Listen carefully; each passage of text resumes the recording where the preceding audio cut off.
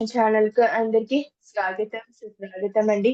ముందుగా మనందరి గురువు గారైన బ్రహ్మర్షి పితామహ పత్రిజీ పత్రి మేడం గారికి నా ఆత్మపూర్వక ధ్యానాభివందనాలు తెలియచేసుకుంటూ, అలాగే ఇక్కడున్న ప్రతి ఒక్క ఆత్మ స్వరూపులందరికీ నాకెవరైతే సహాయ సహకారాలు అందించారో, ముఖ్యంగా మా కుటుంబ సభ్యులందరికీ కూడా నా ఆత్మ ప్రణామాలు తెలియచేసుకుంటూ, అలాగే వారికి కృతజ్ఞతలు, ధన్యవాదాలు.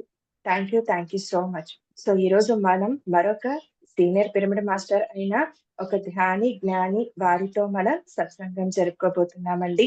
సో ఏంటంటే వారు ఈ 2002 సంవత్సరం నుంచి ధ్యాన మార్గంలో ఉంటూ మరి ధ్యానం చేస్తూ, ధ్యాన ప్రచారం చేస్తూ, సో అలాగే పత్రి సార్‌తో కూడా శాకాహార ర్యాలీలు నిర్వహిస్తూ, సో ఎన్నో కార్యక్రమాల్లో పాల్గొంటూ వస్తున్నారండి. మరి వారి జ్ఞాన అనుభవాన్ని మనతో ఈరోజు పంచుకోవడానికి సిద్ధంగా ఉన్నారు. అలాగే టోల్‌టెక్ అనే అంశంతో ఏంటి టోల్‌టెక్ 4 ఒప్పందాలు అనేది ఆ అంశంతో కూడా ఆ జ్ఞానాన్ని కూడా మనకు అందివ్వడానికి సిద్ధంగా ఉన్నారు మైలవరం నుండి టోనేశ్వర్ గారు.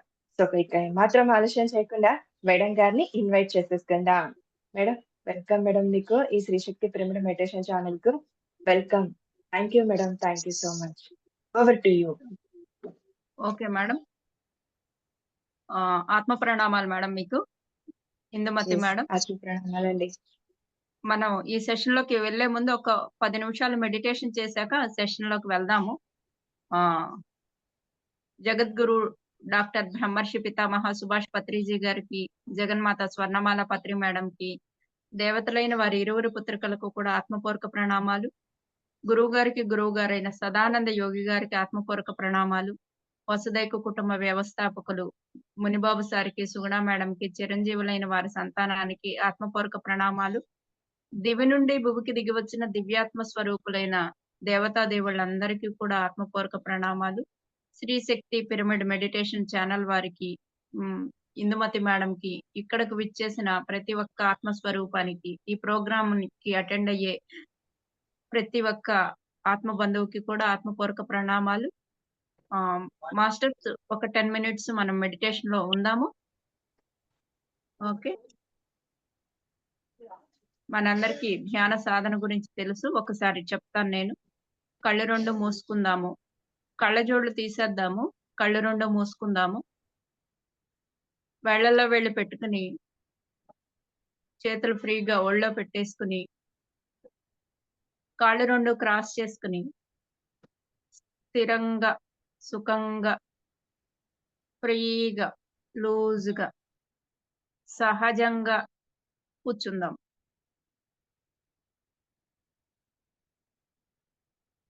సహజంగా జరిగేటటువంటి ఉచ్ఛ్వాస, నిశ్వాసలను ఎరుకతో గమనిస్తూ ఉందాం.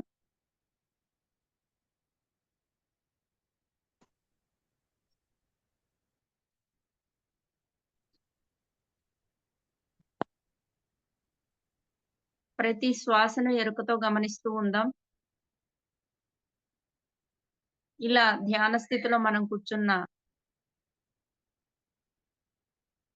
తర్వాత కొన్ని రకాలైనటువంటి ఆలోచనలు వస్తూ ఉంటాయి. మనసు ఆలోచనలు చేస్తూ ఉంటుంది. వాటిని కట్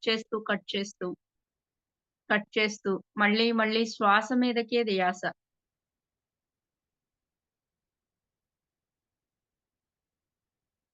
ప్రతి శ్వాసను ఎరుకతో గమనిస్తూ ఉందాం.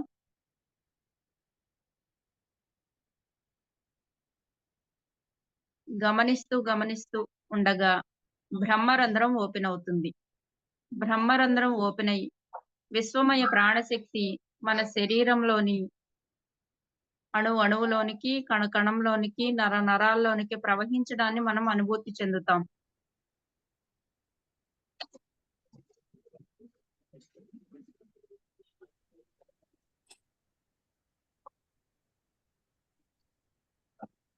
ప్రతి అణువులో, కణంలో, నరాల్లో కూడా అద్భుతమైన శక్తి క్షేత్రాలుగా ఆ శక్తి విరాజిల్లుతూ ఉంటుంది. ఆ శక్తిని మనం గమనిస్తూ ఉందాం.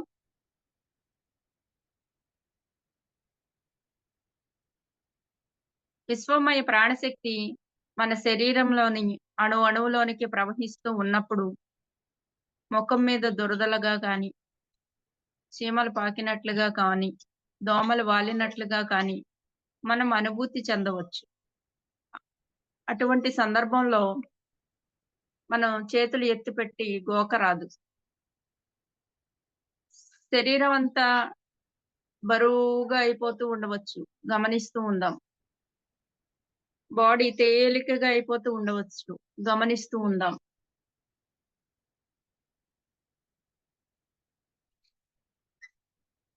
మనకి ఎన్నో రకాలైనటువంటి విజన్స్, కలర్స్ కనిపిస్తూ ఉండవచ్చు. కొండలు, కోనలు, అరణ్యాలు, ఎన్నో క్రూర మృగాలు మన దగ్గరికి వస్తూ ఉన్నట్లుగా కనిపిస్తూ ఉండవచ్చు. వీటినే మూడో కన్ను అనుభవాలు అంటారు. దివ్యచక్షు యొక్క విజన్స్ గా మనం వాటిని అభివర్ణిస్తూ ఉంటాం. వీటన్నింటిని గమనిస్తూ ఉన్న క్రమంలో మన శరీరంలో జరుగుతూ ఉన్నటువంటి శరీరానికి కదలికలు కానివ్వండి, లేదంటే వైబ్రేషన్స్ కానివ్వండి, ప్రకంపనలు కానివ్వండి, మనం గమనిస్తూ ఉంటాం. అనుభూతి చెందుతూ ఉంటాం. అబ్జర్వేషన్ చేస్తూ ఉంటాం.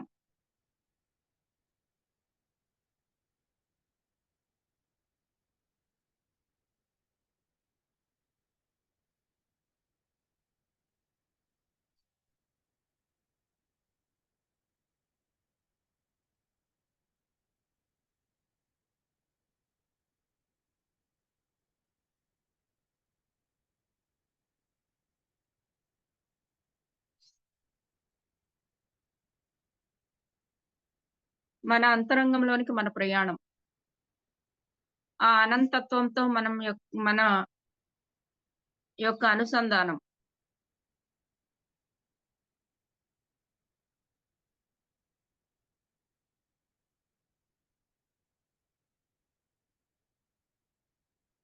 సకల చరాచర సృష్టితో నా యొక్క మేళవింపు.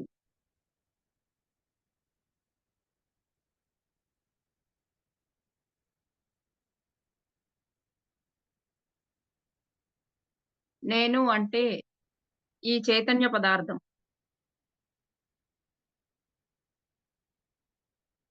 ఆత్మ చైతన్య శక్తి. మమాత్మ సర్వభూతాత్మ.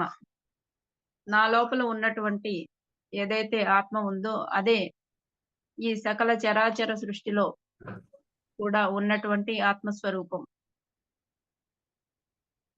చివరి ఒక్క నిమిషము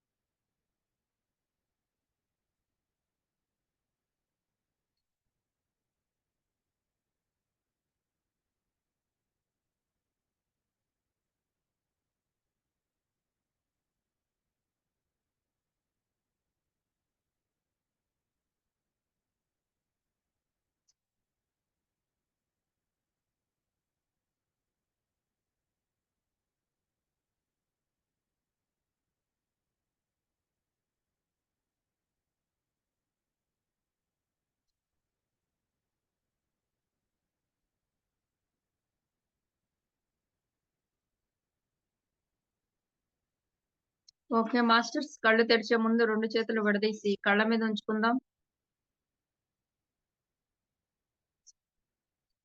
5, 4, 3, 2, 1, 0.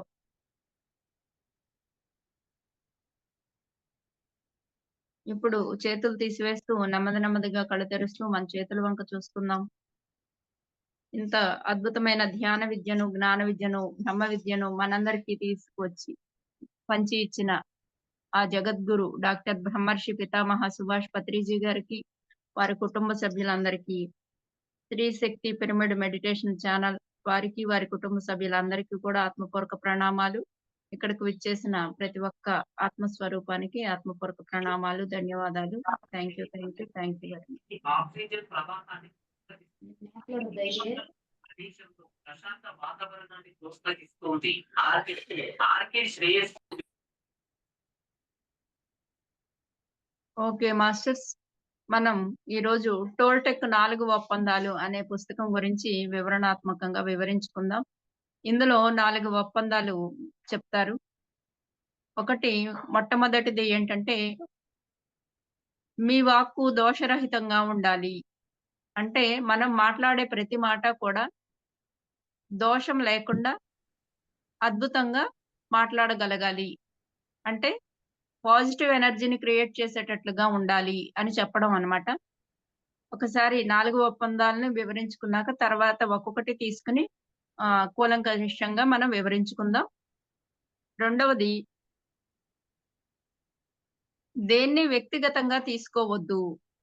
రెండవ ఒప్పందం ఏంటంటే, దేనిని కూడా వ్యక్తిగతంగా తీసుకోవద్దు. మూడో ఒప్పందం, ఊహాగానాలు చేయకండి. మూడో ఒప్పందం, ఊహాగానాలు చేయకండి. నాలుగో ఒప్పందం, శక్తి మేరకు శ్రమించండి. ఇలా 4 ఒప్పందాలు ఇచ్చారు. ఒక్కొక్క ఒప్పందం గురించి మనం ఇప్పుడు తెలుసుకుందాం. మీ వాక్కు దోషరహితంగా ఉండాలి. అసలు మనం ఈ సృష్టిలో చూసుకుంటే గనక సృష్టి నిర్మాణం జరిగినప్పుడు సృష్టికర్త ఈ నిర్మాణం చేసే ముందు ఒక శబ్దమే ఉద్భవించింది. ఆ శబ్దానికి మన వాళ్ళు ఇచ్చిన పేరు ఏంటంటే ఓంకారం. ఓంకారం ద్వారానే సకల చరాచర సృష్టి కూడా ఉద్భవించింది అని చెప్తారు.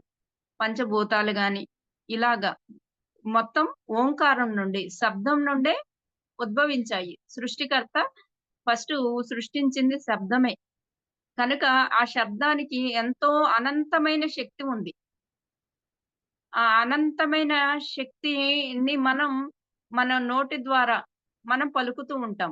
అదే భగవంతుడి యొక్క శక్తి.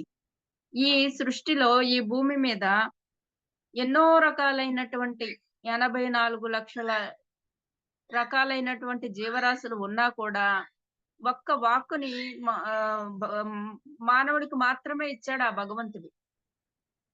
ఈ వా ఈ వాక్కుని ఇంకా ఏ జీవి కూడా మాట్లాడలేదు. ఏ ప్రాణి కూడా మాట్లాడలేదు. కానీ ఒక్క మానవుడికి మాత్రమే ఈ వాక్కుని ఉపయోగించే శక్తిని భగవంతుడు మనకిచ్చాడు. ఇప్పుడు ఈ వాక్కుని మనం ఎలా ఉపయోగించాలి? అంటే మనం ఎలాగైనా ఉపయోగించుకోవచ్చు. ఈ పదాలకి ఏమర్థం చెప్తారంటే, రెండు వైపులా పదునున్న కత్తిలాగా ఉంటాయి ఈ మాటలు. మనం ఆ మాట మీద ఎరుకతో ఎలా మాట్లాడుతాము అనేదే మన యొక్క విఘ్నత, మన యొక్క జ్ఞానం. మనం ఈ సాధన చేస్తూ ఉన్నదానికి మనం మాట్లాడే విధానాన్ని బట్టి ఎంత సాధనలో ఉన్నారు వీళ్ళు అనేది కూడా మనం అంచనా వేయగలుగుతామన్నమాట. అట్లా ప్రతి మాటను ఎరుకతో మాట్లాడుతూ ఉన్నప్పుడే మనం ఆ దైవంతో కనెక్టివిటీలో ఉంటాం.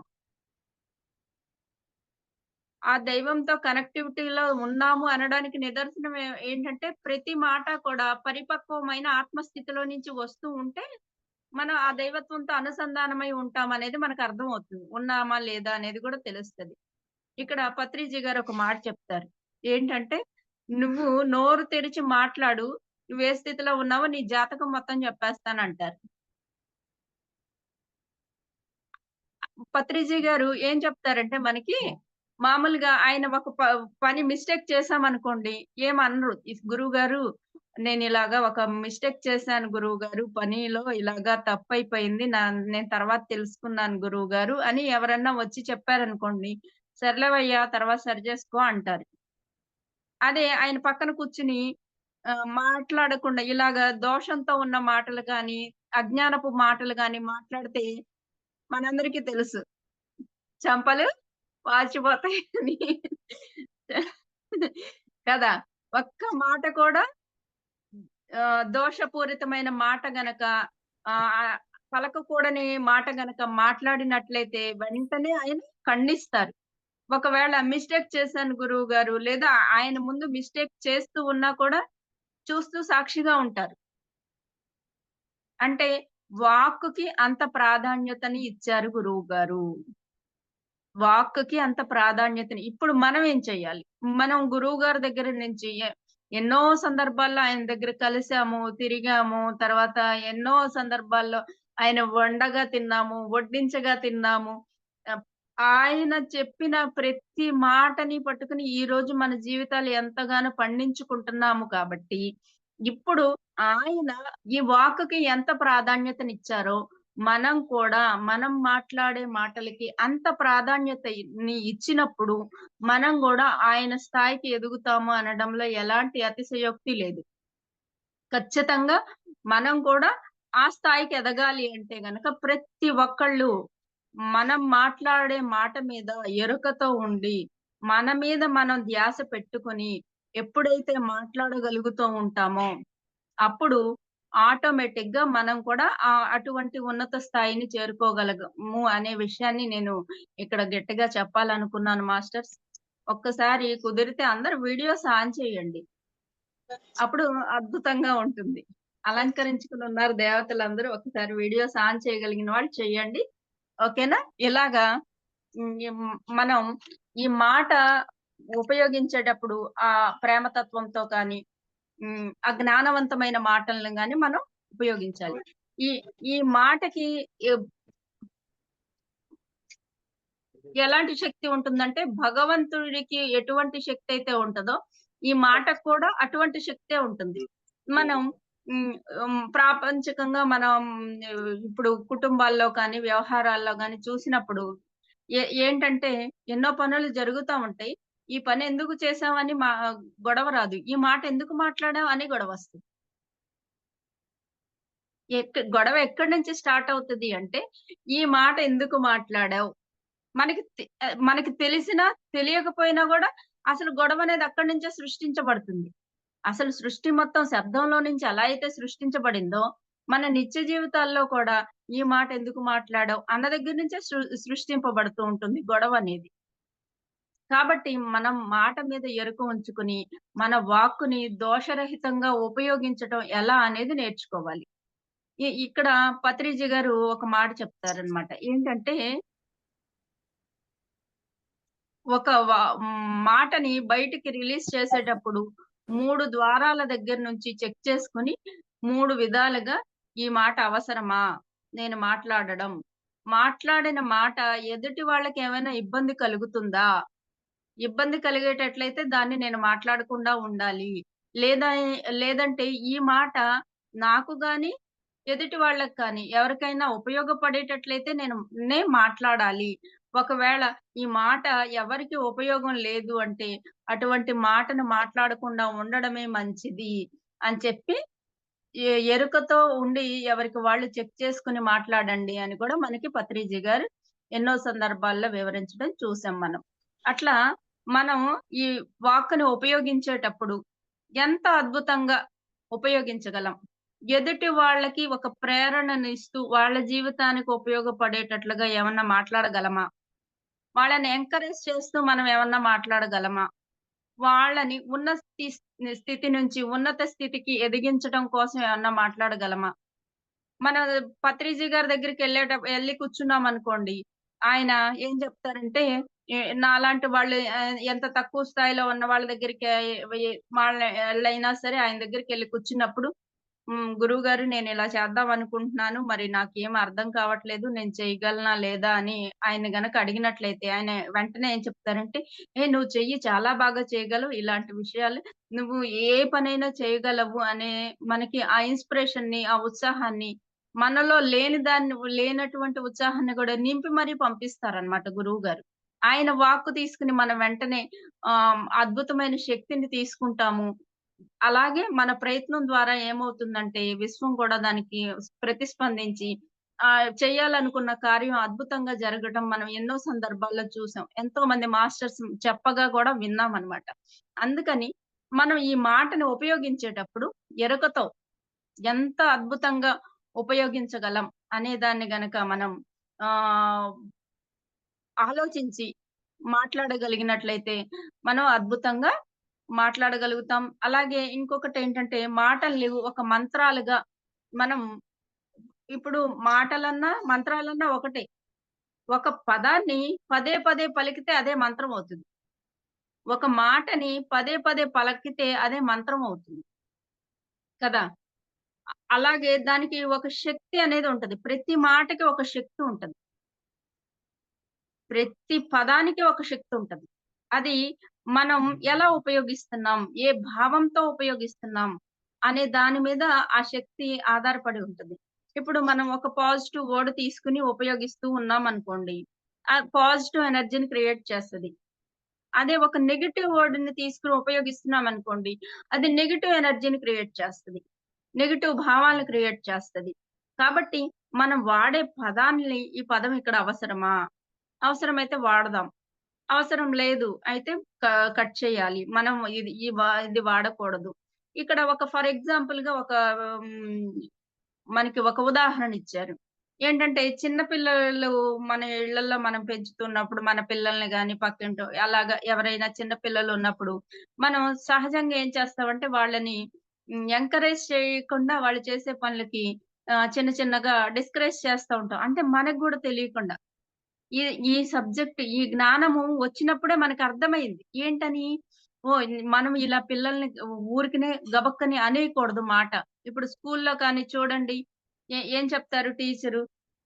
చదువయ్యా చదివితే నీకొస్తది. చక్కగా బాగా చదవగలుగుతాం అని చెప్పరు టీచరు. నువ్వేనా చదివేది? నువ్విలాగేనా చదివేది? నీ మొహమేనా చదివేది? ఇట్లా తిట్టేస్తాం తెలియక. ఆ టీచర్ గురించి మాట్లాడుకోవడం అని కాదు. వ సహజంగా జరిగేటటువంటి విషయాలేంటంటే, మనం ఇట్లా తిట్టేస్తాం. "నీకా పనొస్తదా? నీకేమి రాదు. నువ్వు చెయ్యబాకు. పక్కన కూర్చో. మిగిలిన వాళ్ళెవరో చేస్తారు. లేదా నేనే చేసుకుంటా." ఇప్పుడు తల్లి, తండ్రి గూడా అలాగే అంటాం. కానీ పిల్లల దగ్గరికి వెళ్లి "నీకు వస్తుంది. 1, 2 సార్లు తప్పైనా పర్వాలేదు. తప్పటడుగులనేవి సహజంగా ఉంటాయి. ప్రయత్నం చెయ్యి." ఎంకరేజ్‌మెంట్ ఇస్తే గనక వాళ్ళు ప్రయత్నం ఖచ్చితంగా చేస్తారు. అందులో సక్సెస్ అవుతారు. అలా చేయకుండా మనమేంటంటే, మనం గూడా అలాగే పెంచబడ్డాం గాబట్టి, మనం గూడా అలాంటి మాటలనే ఉపయోగిస్తూ ఉన్నామనమాట. కనుక మనం వాక్‌క్షేత్రం సరిజేసుకొని, మన వాక్కు ఎప్పుడూ గూడా దోషరహితంగా ఉండాలి కాబట్టి, మన పిల్లల్ని కానీ, చిన్న పిల్లల్ని కానీ, కొంచెం అమాయకంగా ఉన్న వాళ్ళని కానీ, వాళ్ళని ఎప్పుడూ గూడా ఎంకరేజ్ చేస్తూ, ఎప్పుడైతే మాట్లాడుతూ ఉంటామో వాళ్ళ జీవితాల్లో వాళ్ళు అభివృద్ధి చెందడం మనమే చూస్తూ ఉంటాం. అప్పుడు చాలా బావుంది కదా! వీళ్ళు ఎంతో అభివృద్ధి చెందారు కదా! అని వాళ్ళు ఎవ్వరైనా సరే ఈ మాటని ఎప్పుడైతే వ్యక్తిగతంగా తీసుకుంటారో ఏంటి ఇందాక చెప్పాను గదా! ఏమని? "నువ్వేనా చదివేది? నువ్వు చదవలేకపోతున్నావు. నువ్వు దేనికి పనికిరావు" అని పిల్లల్ని తిడతా ఉంటాం మనం. అలా ఎప్పుడైతే తిట్టామో వాళ్ళది రిసీవ్ చేసుకున్నారనుకోండి, ఇంక వాళ్ళు అలాగే తయారైపోతారు. వాళ్ళకి తెలియకుండానే రిసీవ్ చేసేసుకుంటారు పిల్లలు. చిన్న పిల్లల వయసులో. కాబట్టి అలా తయారైపోతే అయ్యో! ఏంటి ఇలా అయిపోయాడు అని మళ్ళీ మనమే బాధపడుతుంటాం. కనుక మనం ఇప్పుడు ఈ సబ్జెక్ట్ అనేది అందింది కాబట్టి, ఈ నాలెడ్జ్ అనేది మనకొచ్చింది కాబట్టి, మన వాక్ ఎలా ఉండాలి? మన ముందు మనం సరి చేసుకుంటే, మిగిలిన వాళ్ళని ఈజీగా మనం ఎంకరేజ్ చేయటం గాని, తర్వాత వాళ్ళని ఇంకా ఉన్నతంగా అభివృద్ధి చెందించడానికి మనం వాక్కులు ఉపయోగించటం గాని, మనం చెయ్యొచ్చనమాట. ఇక్కడ ఈ పాయింట్ ఒకటి చెప్పి, ఈ ఈ ఒక ఒప్పందాన్ని కంప్లీట్ చేస్తాను. మన వాస్తవానికి మనమే సృష్టికర్తలం అనేది తులసీ దళంలో ఒక ఆకైతే, ఆనాపానసతి అనేది ఒక ఆకు తులసీ దళంలో. అందుకే మన వాస్తవానికి మనమే సృష్టికర్తలం అన్నప్పుడు, మనం మన వాస్తవాన్ని ఎలా సృష్టించుకుంటామనంటే, మన వాక్కు ద్వారానే సృష్టించుకుంటాం ఖచ్చితంగా. మనం ఏదైతే మాట్లాడతామో దానికి పర్యవసానమే మన జీవితంలో మనం అనుభవిస్తాం. అలాగే పాజిటివ్‌గా మాట్లాడడం నేర్చుకుని, ఎంకరేజ్‌మెంట్‌గా ఎదుటి వాళ్ళని గాని, మన ఇంట్లో వాళ్ళని గాని, మనకి మనంగా కానీ ఆ భావాలను క్రియేట్ చేసుకున్నట్లయితే, మనం గూడా పాజిటివ్ రిజల్ట్స్‌ని మిరాకిలస్‌గా మాట్లాడడం నేర్చుకున్నట్లయితే, అటువంటి రిజల్ట్స్‌ని మనం పొందుతాం. అందుకే మన వాస్తవానికి మనమే సృష్టికర్త. మన వాస్తవానికి మనమే సృష్టికర్తలం అంటే, మన వాక్కుని దోషరహితంగా ప్రతిసారి ఉపయోగించిన ప్రతిసారి వాడగలిగినట్లయితే మనం అద్భుతాల్ని చూడొచ్చు. ఓకేనా? ఇది ఒకటో ఒప్పందం. ఇప్పుడు మనం రెండో ఒప్పందంలోకి వెళ్దాం.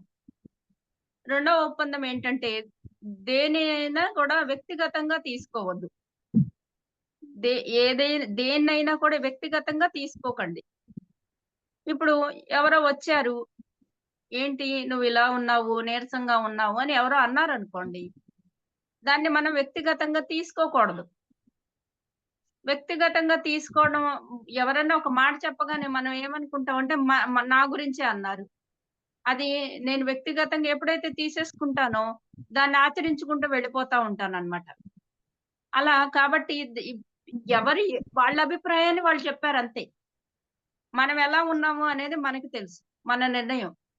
కాబట్టి మనం దేన్ని కూడా వ్యక్తిగతంగా తీసుకోకుండా ఆహ్, మన ఉన్న స్థితి ఏంటి అనేది మనం గమనించుకోగలిగిన స్థితిలో ఉండాలి మనం. అలాంటప్పుడే మనకి అర్థమవుతుంది. ఆహ్, మనం దాన్ని ఆచరించగలుగుతాం. ఇప్పుడు ఎవరో వచ్చి నువ్వు ఇలాగా ఒక అభిప్రాయం మన మీద రుద్దుతా ఉంటారు. ఏమని? "నువ్విలా చేసావు, అలా చేసావు" అని చెప్తా ఉంటారు. చెప్పినప్పుడు మనం అది ఎందుకు చేసాం మనకి తెలుసు. అది మన దాని యొక్క ఆహ్, ప అంతకు ముందు ఉన్నటువంటి పరిస్థితులేంటి? అది మనకి ఎందుకు చేయాల్సొచ్చింది?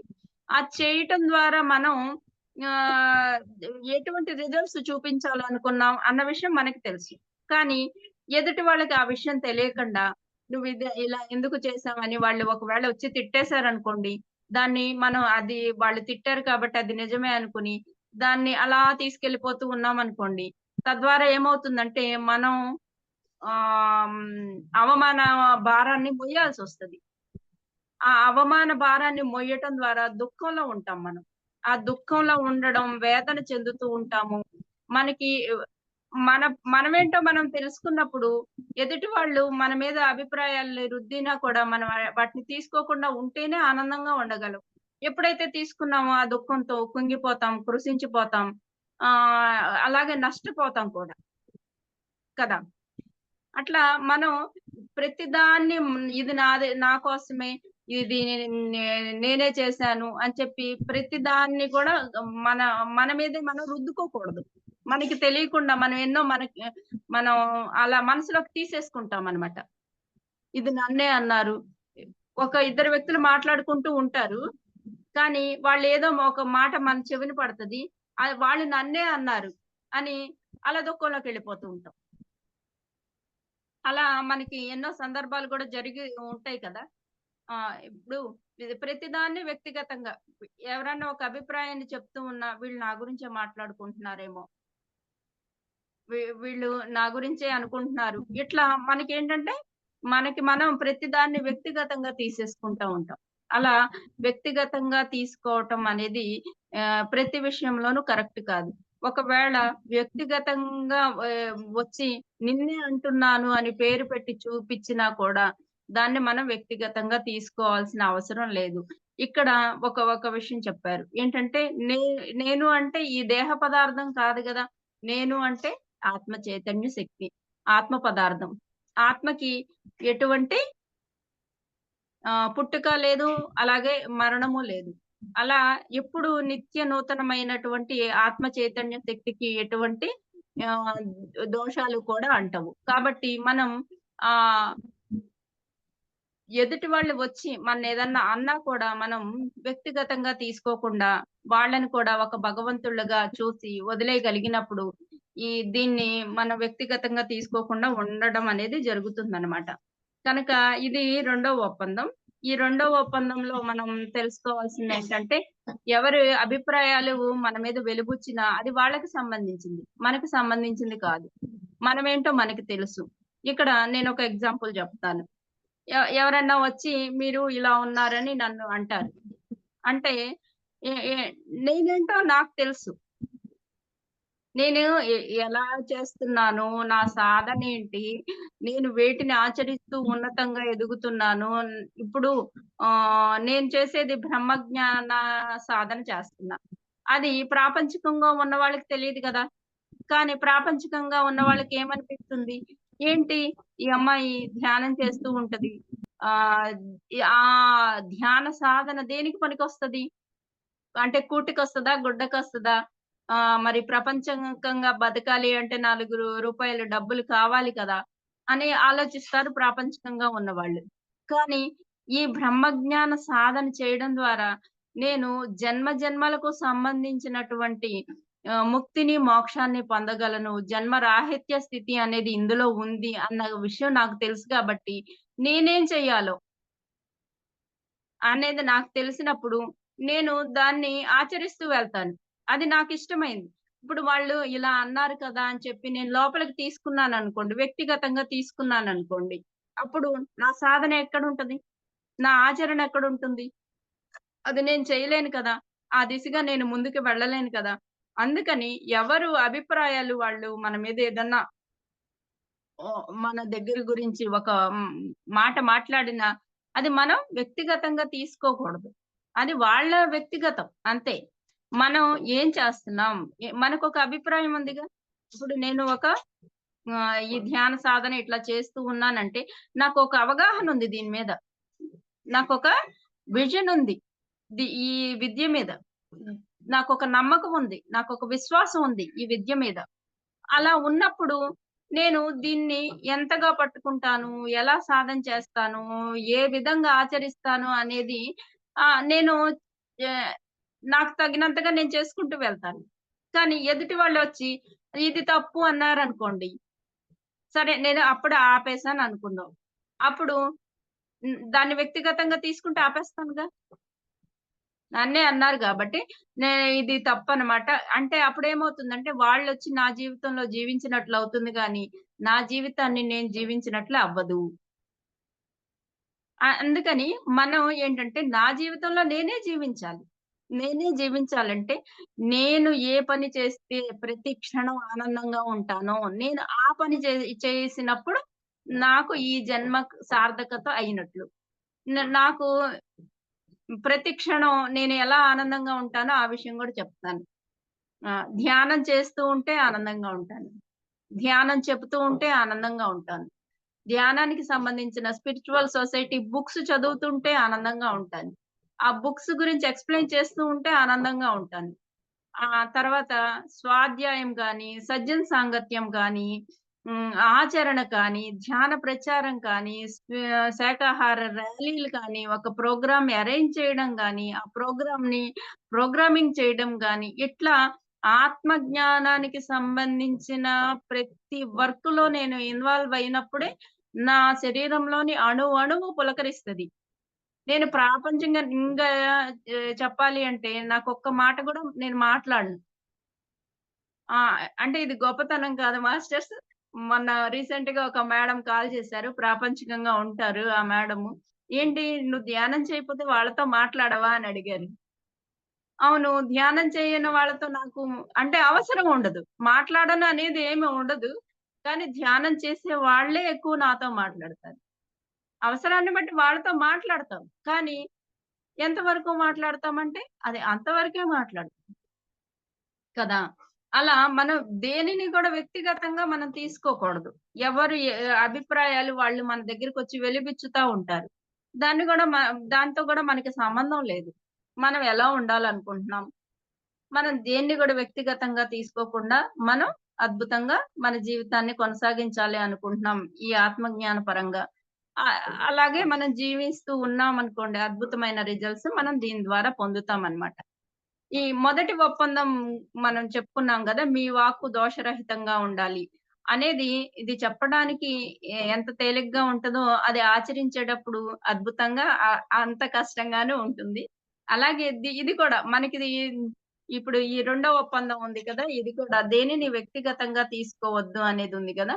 ఇది గూడా ఏంటంటే మనకి చెప్పటానికి చాలా తేలిగ్గా, చూడటానికి ఈజీగా ఓకే. దేన్ని వ్యక్తిగతంగా తీసుకోకూడదు అని మనం అనుకుంటాం. కానీ ఏం జరుగుతుందంటే మనకి తెలియకుండానే మన లోపల ఉన్నటువంటి మనస్సు ఉంటది కదా! ఎంతో పెద్ద మాయ చేస్తా ఉంటదన్నమాట.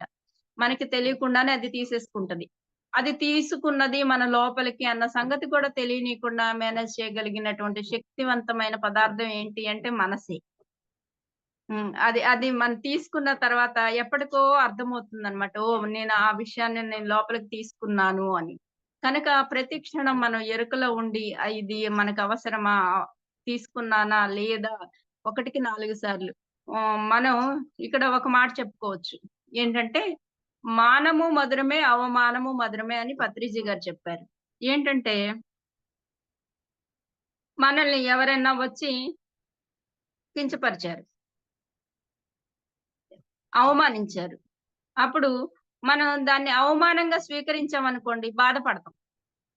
కానీ పత్రిజీ గారి మాట విన్న తర్వాత మనం ఎలా స్వీకరిస్తాం? మానము మధురమే, అవమానం గూడా మధురమే. అవమానాన్ని కూడా మధురంగా స్వీకరించేయగలం గదా! ఇది చూడండి ఎంత అద్భుతమైన మాటో. మనం అవమానాన్ని కూడా మధురంగా స్వీకరించగలిగితే చాలు. వీళ్ళొచ్చి మనకి ప్రతిదీ వ్యక్తిగతంగా తీసుకున్నాము అనుకుందాం. అప్పుడు మనం చాలా ఇబ్బంది పడతాం. ఓకే. వాళ్ళు ఒకవేళ వాళ్ళ అభిప్రాయాన్ని వెలిబుచ్చారు మన మీద. "నువ్విలా ఉన్నావు, ఇలా ఇక్కడ మిస్టేక్ చేస్తున్నావు, సరి చేసుకో" అని. ఓకే. సరి చేసుకోవడానికి మనం ఎప్పుడూ సిద్ధమే. నేర్చుకోవడానికి మనం ఎప్పుడూ సిద్ధమే కాబట్టి, దాన్ని గూడా అది తీసుకోకుండా అలా పక్కన పెట్టి ఉంచాలి. అలా పక్కన బెట్టాలి. ఇప్పుడు కొంతమంది మన మాస్టర్స్ వస్తారు. ఏంటంటే, "మేడం మీరు చాలా బాగా చెప్పారు" అంటారు. అది గూడా అలాగే ఉంచుకోవాలి. ఎందుకంటే, అది నేను లోపలికి తీసుకున్నాను అనుకుందాం. నాకు 2 కొమ్మలొస్తాయి అప్పుడు. ఎందుకంటే, ఓహో! నేను చాలా బాగా చెప్పగలను. అక్కడ ఆధ్యాత్మిక అహంకారం అనేది పెంపొందుతుంది. దానికి ఎప్పుడైతే నేను నా వ్యక్తిగతంగా నేను తీసుకున్నాననుకోండి, ఓహ్! నేను గాబట్టి బాగా చెప్పాను అనే అహంకారం వచ్చేస్తది. మనకి ఎప్పుడైతే ఆధ్యాత్మికంగా అహంకారం వచ్చిందో ఎదుగుదల అనేది మనలో నామమాత్రంగా గూడా ఉండదు. అందుకని నేను ఇలాంటి వాక్కులు విన్నప్పుడు నా గురించి నాకు తెలుసు గాబట్టి నేనేం జేస్తానంటే అలా పెట్టుంచుతాను అంతే. ఆ మాటకి వింటానంతే. దానికి విలువ ఏముండదు. ఎందుకంటే మనం ఎదగాల్సింది ఎంతో ఉంది. మనం ఎదగాల్సిందెంతో ఉంది కాబట్టి చెప్తారు. ఇప్పుడు వాళ్ళ అభిప్రాయాలు వాళ్ళు వెలిబుచ్చుతారు. కానీ నేను దాన్ని వ్యక్తిగతంగా తీసుకోకుండా ఉండగలిగిన స్థితిలో ఉన్నప్పుడే, నేను ఆ మాట వింటే దానికి అట్రాక్ట్ అవ్వకుండా ఉంటా. అలా కాకుండా ఓహో! నేనే గొప్పదాన్ని. వీళ్ళందరికీ నేను క్లాసులు చెప్తున్నాను అనుకున్నానంటే, నా ఎదుగుదల ఆగిపోయిందని అర్థం అక్కడ. అలా మనం ఏంటంటే నిత్య జీవితంలో ఏ విషయాన్నైనా సరే, మనం ఈ ప్రతి దాన్ని కూడా వాళ్ళు వచ్చి చెప్తారు. మంచి అవ్వనివ్వండి, చెడవ్వనివ్వండి. ప్రతి దాన్ని ఈ ప్రతి విషయాన్ని అక్కడ పక్కన పెట్టాలి అంతే. మన అభిప్రాయం ఏంటి? నా లోపల భావాలేంటి? నేను దాన్ని ఎలా అవసరమైతే రిసీవ్ చేసుకుంటా. అవసరం లేదు అనుకున్నప్పుడు అలా పక్కన పెట్టి ఉంచుకోవాలి. అప్పుడే మన ఎదుగుదల అనేది ఉంటది. లేకుండా ప్రతి దానికి స్పందిస్తున్నాననుకోండి, రియాక్ట్ అవుతున్నాననుకోండి, చెప్పలేం. ఏ మాట ఎటు తీసుకెళ్ళిపోద్దో తెలీదు. ఎందుకంటే ఒకళ్ళొచ్చి "నువ్వే గొప్పదానివమ్మా" అంటారు.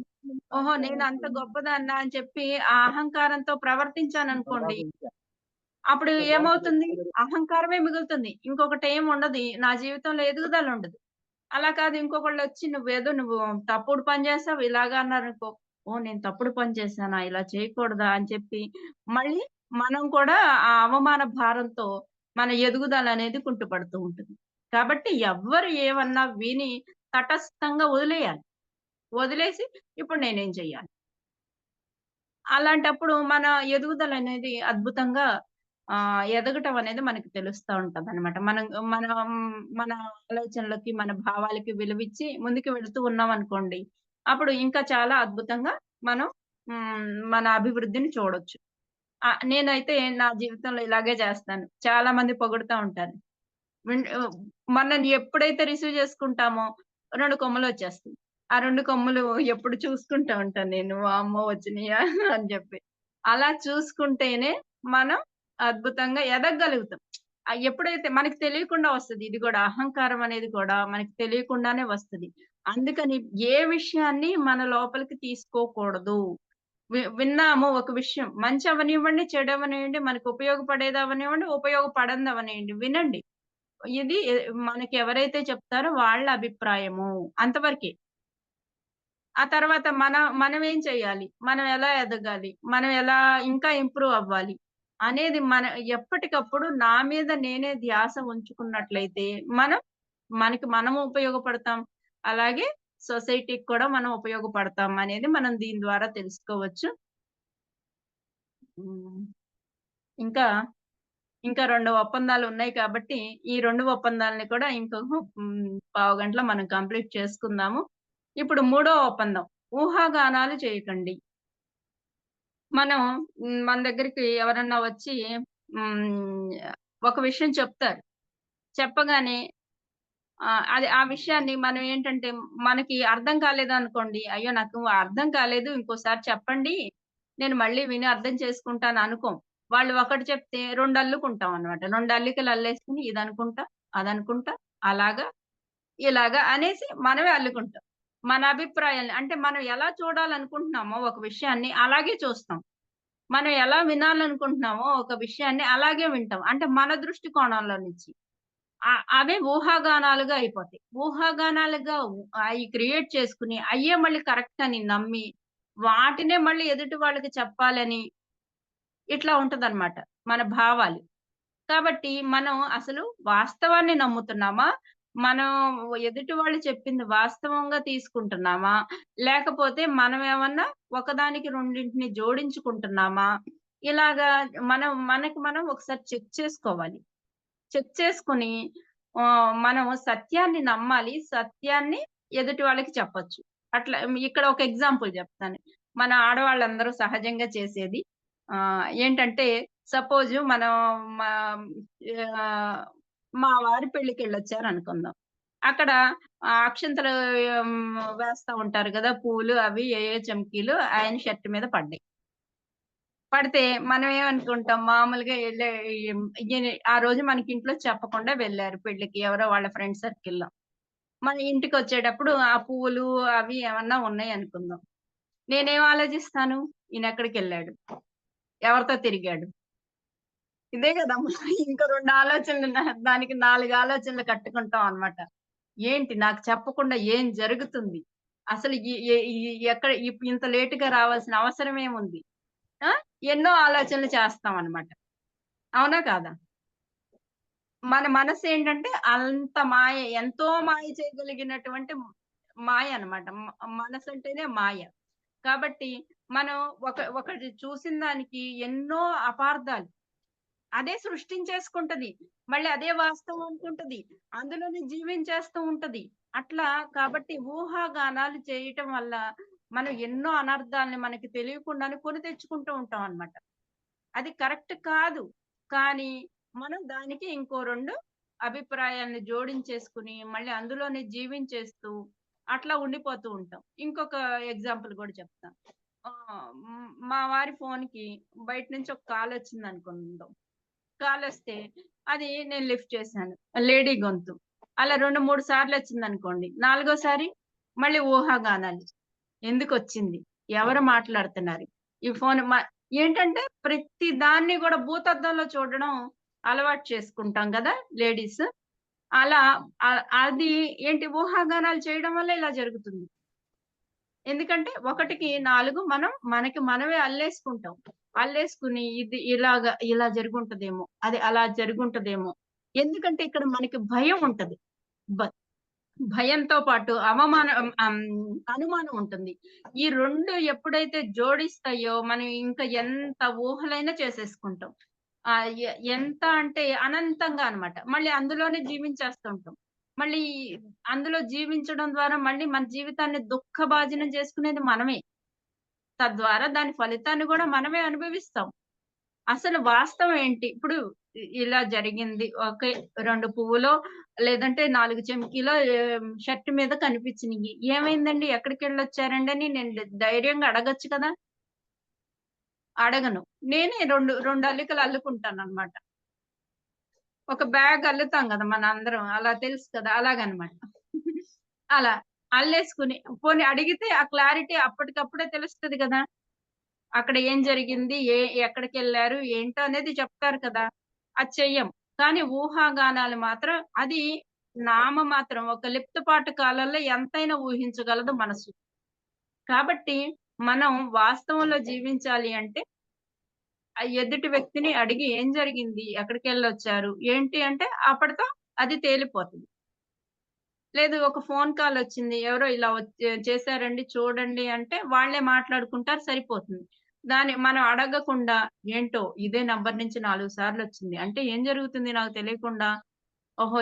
ఏదైనా జరుగుతా ఉండవచ్చేమో! ఇలా మనం అయిన దానికి, కాని దానికి లేదు ఒక అత్తగారు, కోడలు ఉన్నారనుకోండి. ఇద్దరు వ్యక్తులు మాట్లాడుకుంటూ ఉంటే, మా అత్తగారు ఎవరికో ఏదో చెప్పేస్తుంది నా గురించే.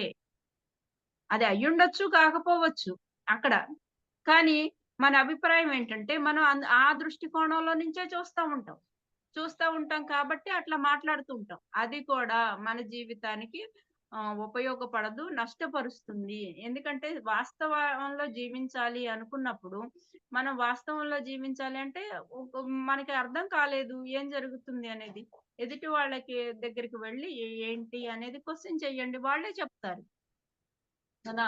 ఆ ధైర్యాన్ని మనం తెచ్చుకోవాలి. ఆచరించినప్పుడు మనం ఇలాంటి మనమే సృష్టించుకునేటటువంటి ఉచ్చుల్లో నుంచి బయటికి రావడం అనేది జరుగుతుందనమాట. దీన్ని గూడా చాలా అద్భుతంగా మనం ఆచరిస్తే ఆహ్, మంచి రిజల్ట్స్ మనం పొందగలుగుతాం. ఇంకా మరి నాలుగో ఒప్పందంలోకి వెళ్దామా? నాలుగో ఒప్పందం. శక్తి మేరకు పని చేయాలి. శక్తి మేరకు శ్రమించండి. శక్తి మేరకు శ్రమించండి అంటే, మనం ఎంత వరకు చేయగలుగుతాము పని అనేదాన్ని మనం చక్కగా చేయాలన్నమాట.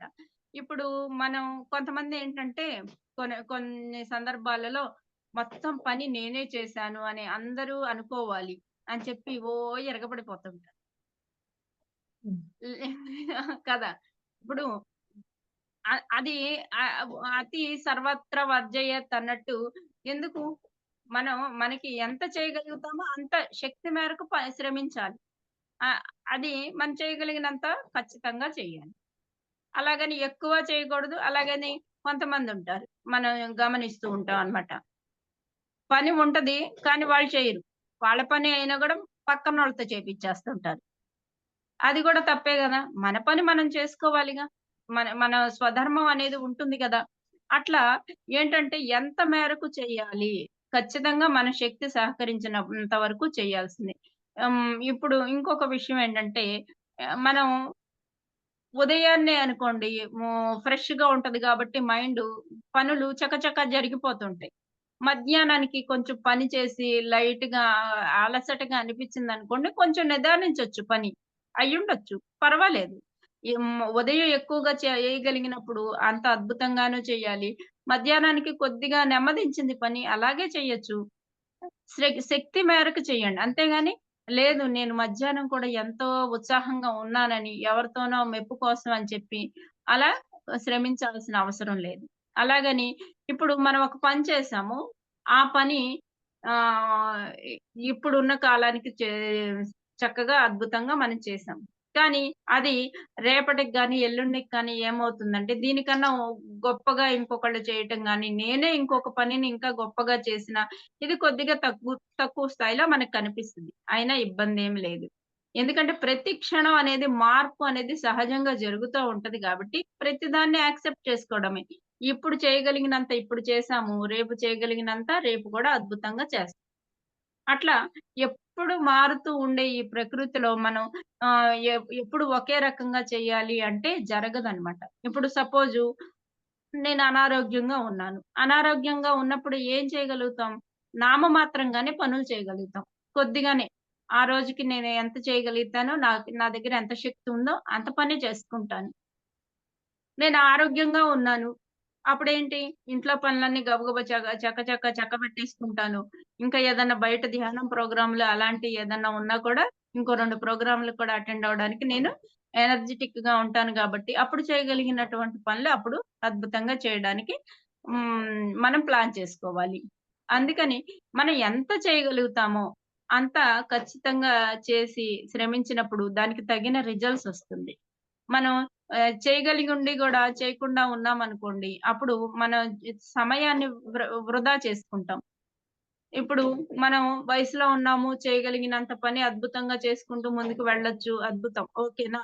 కానీ ఇప్పుడు సమయాన్ని వేస్ట్ చేసుకొని, మళ్ళీ వయసు మీద పడిపోయిన తర్వాత, అయ్యో! నేనప్పుడు చేయలేదే అంటే, అది దుఃఖంలోకి తీసుకెళ్తది. ఇప్పుడు మనం చేయాల్సింది అద్భుతంగా చేశామనుకోండి, వయసు పెద్దదయిన తర్వాత చేయకపోయినా, నేను ఒకప్పుడు చేయగలిగినప్పుడు చేశాను. ఇప్పుడు చేయలేకపోయినా కూడా ఏం చేయగలిగితే అది చేయగలిగినటువంటి పని చూద్దాము అనే ఆలోచన మనకొస్తుందన్నమాట. కాబట్టి మన శక్తి సహకరించినంత వరకు అద్భుతంగా శక్తి మేరకు మాత్రమే శ్రమించాలి. ఓ తాపత్రయపడిపోయి అందరికన్నా నేనే గొప్ప అనిపించుకోవాలి అని మనం చాలా శ్రమ చేశామనుకోండి, మళ్ళీ తద్వారా వచ్చే ఫలితాలు కూడా మనం అనుభవించాల్సి ఉంటుంది. ఎందుకంటే మనం ఈ శరీర ధర్మం కొంత ఉంటది కాబట్టి శరీరానికి కావాల్సినటువంటి నీడ్స్ అంటే విశ్రాంతి కూడా ఇవ్వాలి మనం శరీరానికి. అలాగే కొంత మంది మానసికమైనటువంటి వర్క్ చేస్తుంటారు. మానసికమైన పని చేసేటప్పుడు అక్కడ కూడా మనసుకు కావాల్సినటువంటి ప్రశాంతత మనం ఇచ్చినప్పుడే మళ్ళీ అది అద్భుతంగా పనిచేయడానికి సహకరిస్తుంది. మన మనసు కానీ, శరీరం కానీ. అట్లా శక్తి మేరకు మనం శ్రమిస్తూ ఉండాలి. అద్భుతమైన ఫలితాలను తద్వారా మనం అందరం పొందుతాము. ఓకేనా మేడం? ఇలాగా టోల్‌టెక్ 4 ఒప్పందాలు అని చెప్పి ఈ 4 ఒప్పందాలు మళ్ళీ ఒకసారి 4 ఒప్పందాలని కూడా మనం ఇక్కడ నేను ప్రస్తావిస్తాను. మీ వాక్కు దోషరహితంగా ఉండాలి. మొదటి ఒప్పందము. రెండోది దేనిని వ్యక్తిగతంగా తీసుకోకండి. మూడోది ఊహాగానాలు చేయకండి. నాలుగోది శక్తి మేరకు శ్రమించండి. ఇలా ఈ 4 ఒప్పందాలు. కాబట్టి ఇంకా మన మాస్టర్స్ ఏవైనా వీటి గురించి మాట్లాడాలనుకుంటే మాట్లాడితే ఒక 7 నిమిషాలే సమయం ఉంది కాబట్టి మనం దాన్ని కూడా చూసుకొని super madam. Thank you so much. చూడ్డానికి టోల్‌టెక్ ఒప్పందాలు చిన్న పుస్తకమే అయినా జీవిత పరమార్థాన్ని ఇంత తెలియజేశాయి. మనం ఎలా ఉండాలి మన పాలు ఇది జీవితాన్ని ఎంతవరకు మన చేతుల్లో తీసుకోవచ్చు, ఎంతవరకు మనల్ని మనం ఉద్ధరించుకోవచ్చు.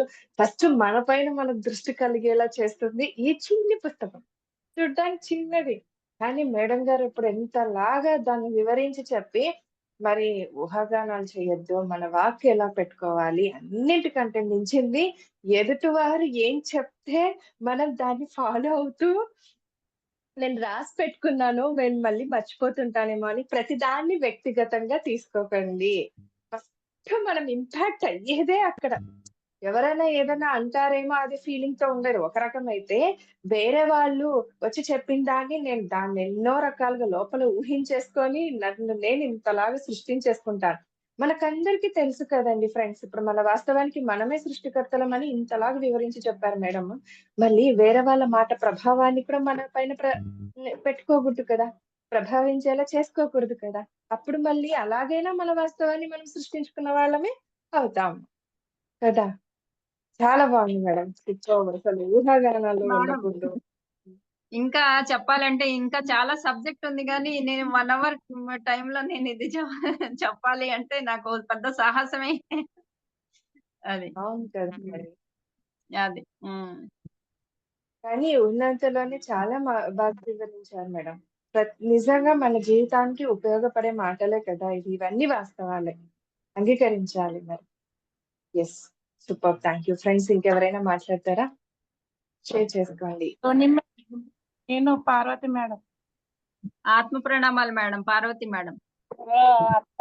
మేడం, మీరు ఇప్పుడు చెప్పిన ఒప్పందాల్లో నేను ఒక 2 ఒప్పందాలు చెప్పాలనుకున్నాను మేడం. నిజంగానే నేను తెలియక చాలా మట్టుకు తీసుకున్నానులే మేడం. అంటే ఎవరైనా మాట్లాడుకుంటే ఏదో నేను లేనప్పుడు ఏదో మాట్లాడేసుకున్నారేమో ఎవరో ద్వారాగా నేను విని మళ్ళీ దాన్ని వెళ్ళి మంజులత మేడం మీద కొంచెం గట్టిగా వచ్చేసాను. ప్రణామాలు వాళ్ళకి అందరికీ నిజంగా ఆత్మపూర్వక ప్రణామాలు చెప్తున్నాను. క్షమించమని అడుగుతున్నా. నిజంగానే మేడం మనము మన మనసులో తీసుకోవటం మూలంగానే ఏదో జరుగుతుంది, ఏదో అనుకుంటున్నారని మనం అనుకోబట్టే మనం ఒప్పందం పడాలి. అది నేను ధ్యానంలో కూర్చున్నాక తర్వాత ప్రశ్న వేసుకున్నా, నేను ఏంటి అక్కడ ఏం జరుగుతుంది, నేను ఎందుకు అజ్ఞానంతో ఆలోచించాను, నేను రానని కూడా చెప్పేసాను మేడం. నేను అన్నాను ఇంకా అసలు ఈ రోజు నేను ధ్యానం క్లాస్కి రాను మేడం, అసలు నేను ఎందుకు వస్తున్నాను కూడా నాకు తెలియట్లేదు, కానీ ఉన్నది ఉన్నట్టు నేను మాట్లాడుతున్నా అంటే నేను అనుకుంటున్నా కానీ నా ఆత్మ అయితే అది అంగీకరించట్లేదు. నేను అంటున్నా అంటే నేను అహంకారంతో అలా మాట్లాడేస్తున్నాను. అంటే వాళ్ళేదో మాట్లాడేశారు. నేనెందుకు ఊరుకోవాలి? నేను వాళ్ళ మీద ఎక్కువ ఉండాలి. నన్నెందుకు అన్నారని నేను తీసుకోవటం మూలంగా నేను కొంచెం గట్టిగానే మాట్లాడాను మేడం. దానివల్ల క్షమించాలి. ఆ మంజులత మేడం మీద కూడా కొంచెం కొంచెం అనేసాను. నేనైతే అసలు మెడిటేషన్‌కి రానన్నాను. అయినా కానీ నీకోసం నువ్వు రావాలి. నీకోసం నువ్వు చేసుకోవాలన్నారు. ఇప్పుడు మీరు చెప్పే మాటల్లో, ఒప్పందంలో నేను కూడా ఉన్నాను మేడం. అయి తీసుకోవటం మూలంగానే నిజంగానే మనకు తెలుస్తుంది మేడం. అది ఎంతవరకు కరెక్ట్ ఏంటి అనేది కొంచెం తెలుసుకోవాలనుకున్నాను మేడం. ఇప్పుడు మీరు చెప్పే ఆటిల్లో చాలా మట్టుగా నాకు సంబంధించినవి ఉన్నాయి మేడం.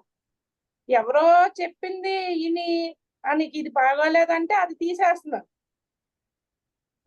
ఖాళీ చెప్పిన మాటలే వింటున్నాను తప్ప మనకు నచ్చినట్టు మనం ఉండాలి, మనకు నచ్చినట్టు మనం చెయ్యాలన్న జ్ఞానం ఇంకా రాలేదు మేడం. నిజంగా చెప్తున్నాను. అది ఇప్పుడు మీరు చెప్తున్నారు చూడండి, మనం ఎలా ఉండాలో మన లోపలికి మనం వెళ్తే అది మనకే తెలుస్తుంది అన్నట్టు నేను అలాగే ఆలోచించాను మేడం. ఎప్పుడైతే అక్కడికి వెళ్ళానో ఒక 3 రోజులు వెళ్ళలేదు మేడం. వెళ్ళకపోయేటప్పటికి మెడిటేషన్ లో కూర్చుంటే నాకు అదే వచ్చింది మేడం. నీ కోసం నువ్వు వెళ్తున్నావు, ఎవరి కోసం కాదు నువ్వు వెళ్ళేది, నీ లోపలికి నువ్వు చూసుకో అని చెప్పేసి నేను ఇంట్లో ధ్యానం చేసుకుంటే నాకు అదే వచ్చింది మేడం. వస్తే ఇంకా నేను మేడం నిజంగా మేడం ఇక్కడ ఒక మాట చెప్తా. ఇప్పుడు మనము ధ్యాన సాధన అద్భుతంగా చేస్తున్నాం. దానికి తగినట్లుగా మనందరికీ నేను ఎప్పుడు ఏం చెప్తానంటే ఎక్కువగా ఖచ్చితంగా బుక్స్ చదవాలి. అప్పుడే మనకి మన ఆచరణ ఎలా ఉండాలో మనకి తెలుస్తది. లేదనుకోండి ఈ ధ్యాన సాధన ద్వారా సంపాదించిన శక్తిని మనకి అరకొర అవగాహన ఉండడం ద్వారా ఏమవుతుందంటే ఇలా లాస్ చేసుకుంటాం. మన ఆలోచనల ద్వారా, మన భావాల ద్వారా, మన మాటల ద్వారా, మన ప్రవర్తన ద్వారా, ఎదుటి వాళ్ళని మళ్ళీ దోషపూరితంగా చూడడం ద్వారా ఇలా ఎన్నో కోణాలలో దారబోసుకుంటాం అన్నమాట. అందుకని ఖచ్చితంగా మనకి బుక్స్ అనేవి చాలా ఇంపార్టెంటు. అందుకే పత్రిజీ గారు ఖచ్చితంగా స్వాధ్యాయానికి పెద్దపీట వేశారు. ఆయన ఆచరించి చూపించారు. హ్మ్. తర్వాత నాకు 3వ రోజునేమో పత్రిక సార్ గారు కనిపించారండి. అప్పుడు మేడం గారు ఫోన్ చేశారు. ఎందుకమ్మా రావట్లేదు నువ్వు రా అమ్మా అన్నారు. వస్తాను మేడము అని అంటే నేను ఇంకా తీసుకుంటున్నాను. ఏంటంటే ఫీల్ అవుతున్నా. ఏంటి నేను ఏమనుకుంటా అన్నారు నన్ను అని చెప్పేసి. అయితే వాళ్ళు క్షమించమని కోరుకోవాలని నాకు ఉంది. కానీ నన్ను ఎందుకు అన్నారన్నా నేను లోపలికి తీసుకోబట్టే కదా నేను వెళ్ళలేకపోతున్నాను అని అన్నాక పత్రిక సార్ గారు కనిపించారు. నాకు 3 సార్లు కనిపించారు మేడం. అసలు నేను కూడా చూడలేదు. గురువుగారు ఎలాగుంటారు నేను ఒక్కసారి కూడా చూడలేదు. అలాంటి నాకు కూడా నేను చూశాను మేడం. 3 సార్లు కూడా నాకు నేను ఎప్పుడైతే చెడుగా నేను ఎప్పుడు అనుకుంటానో నాకు ఎన్ని తట్టి మరీ లేపి మరి పంపిస్తారు గురుగారు మాత్రం. అసలు చాలా అనిపించారు మేడం. నాకు చదువు రాదు మేడం. బుక్స్ చదవటానికి నాకు అంత ఉండదు. ఫోన్ మాత్రం చూస్తాను మేడం. ఎప్పుడు జూమ్ క్లాస్ వింటాను. టీవీలో ఇదే పెట్టుకుంటాను.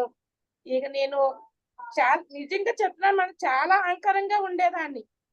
ఆ అహంకారం అంతా పోయింది. మొన్న కూడా కొంచెం కూత కాదంటే పత్రిజీ సార్ గారు ఎప్పుడైతే కనిపించి నీ లోపలికి నువ్వు వెళ్ళి చూడు, చూశాక నిన్ను నువ్వు తెలుసుకుంటేనే ఎదుటోళ్ళు నువ్వు తెలుసుకోగలుగుతావు అని అన్నారు. అప్పుడు నాకు నిజంగా అసలు చాలా ఇదనిపించింది. ఇప్పుడు మీరు చెప్తున్నారు కదండి, మీరు చెప్పే మాటలు బట్టి మీరు చెప్పేవన్నీ నాకు అనుభవాలే మేడం. అలాగా నేను చాలా ఏంటంటే ఆలీలు అనేసేస్తున్నాను. సూపర్బ్ అమ్మా, సూపర్బ్. ఇంత ఓపెన్ గా మీరు షేర్ చేసుకున్నందుకు ఫస్ట్ ఆఫ్ ఆల్ మీకు మేము కృతజ్ఞతలు, ధన్యవాదాలు చెప్పుకోవాలి. ఎందుకంటే ఎప్పుడైనా కానీ ఓపెన్ షేరింగ్ కంపల్సరీ ఉండాలి. అప్పుడే మన హృదయం అనేది వికసిస్తుంది కాబట్టి. సో మీరు చాలా చక్కగా ఓపెన్ గా చెప్పారు. అంతటితో అయిపోయింది, అది అయిపోయింది. ఇంకా మనం దాన్ని వదిలేద్దాం. మళ్ళీ మీరు ఏదైతే ఇప్పుడు మేడం గారు చెప్పారో దాన్ని స్వీకరించి ముందుకు వెళ్దాం. ఇంకా అక్కడితో మనం అయిపోయింది, ఆగిపోకూడదు కదా, ముందుకు వెళ్ళాలి కదా. సో కాబట్టి ముందుకు వెళ్ళిపోదాం. మీరు ఎంత చక్కగా మీరు ఎప్పుడైతే ఓపెన్ గా షేర్ చేసుకున్నారో అదంతా అయిపోయింది, కరిగిపోయింది. ఇప్పుడు మళ్ళీ ఒక కొత్తగా మనం ఒక టర్నింగ్ పాయింట్ ఇస్తున్నాం. కాకపోతే మీరు చెప్పే ప్రతి మాట మాకు ఇన్స్పిరేషనే. ఎదుటి వాళ్ళు కూడా అలాగే ఉండాలి, ఓపెన్ గా చెప్పాలి. మీరు ఇంత ఓపెన్ గా చెప్పినప్పుడు ఇంకా మేము కూడా అలాగే ఉండాలి. ఇందులో మనం సిగ్గుపడాల్సిన అవసరం లేదు. మన జీవితాన్ని మనం అంతే ఆనందంగా స్వీకరించగలగాలి. ఇప్పుడు మేడం గారు ఇంతసేపు అదే చెప్పింది.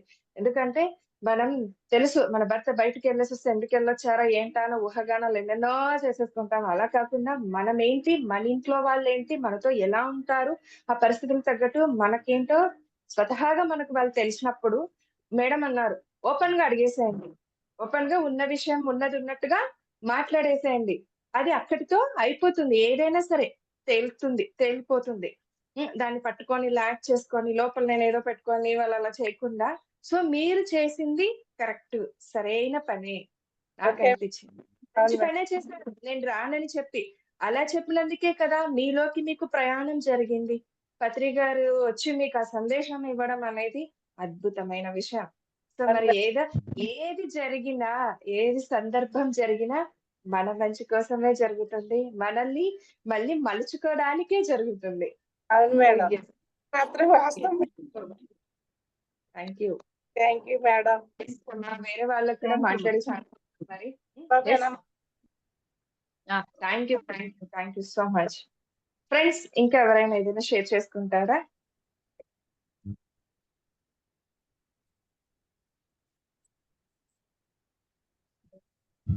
ఇక్కడ మంజులత గారు ఉన్నారు. హాయ్ అమ్మా, నమస్తే, ఆత్మ ప్రణామాలు. మంజులత గారు.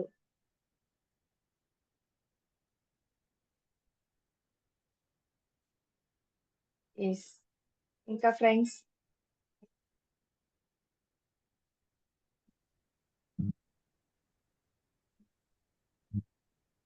ఓకే. మీరు ఇలా సైలెంట్ గా ఉంటే మేడం గారు చెప్పింది నచ్చలేదేమో అనిపించాలి మరి కదా. ఆ, లేదండి మన ఈ ఛానల్ ద్వారా ఎవరికైనా కానీ వారి సొంత అభిప్రాయం వ్యక్తం చేసుకునే అంత ఫ్రీడమ్ మనకుంది. ఆ ఫ్రీడమ్ మనకు సారే ఇచ్చారు. నేను ఇవ్వడం పెద్ద గొప్ప సంగతి కాదు. కాబట్టి హ్యాపీగా ఫ్రీగా ఓపెన్ గా షేర్ చేసుకోవచ్చు ఎవరైనా సరే. Yes. Thank you madam. Thank you so much. So 4 ఒప్పందాలు నమస్తే అనేవి అమ్మా. నమస్తే అమ్మా. ఆత్మ ప్రణామాలమ్మా. ఆత్మ ప్రణామాలతోని మేడం ఎంత బాగానో చెప్పారు. 4 ఒప్పందాల గురించి చాలా బాగా చెప్పారు. ఎవరైనా మనం ఆళ్ళు మాట్లాడుకుంటుంటే మన మీద ఏదో మాట్లాడుకుంటున్నారని అనుమానం పడేది. అది అనుమానమే పెనుభూతం అన్నారు పెద్దలు. పెద్దలు ఊరికనే అనలేదు. ఆ పుస్తకాల్లోకొచ్చినియి అంటే అనుమానమే పెద్ద భూతము. వాళ్ళు ఏది మాట్లాడుకుంటే నీకెందుకు అనుమానం నీకెందుకు రావాలి?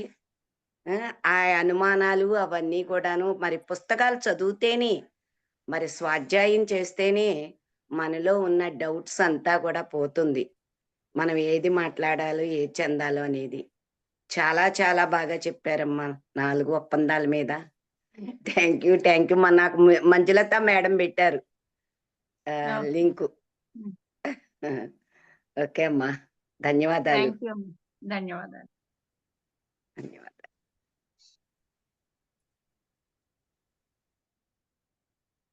Friends okay. Thank you madam. Thank you so much. అడగగానే మాకు ఇంత చక్కటి క్లాస్ నంటూ అందించినందుకు, ఇంత జ్ఞానాన్ని మాతో పంచుకున్నందుకు ముందుగా మీకు కృతజ్ఞతలు, ధన్యవాదాలు. Thank you madam. Okay madam. Thank you.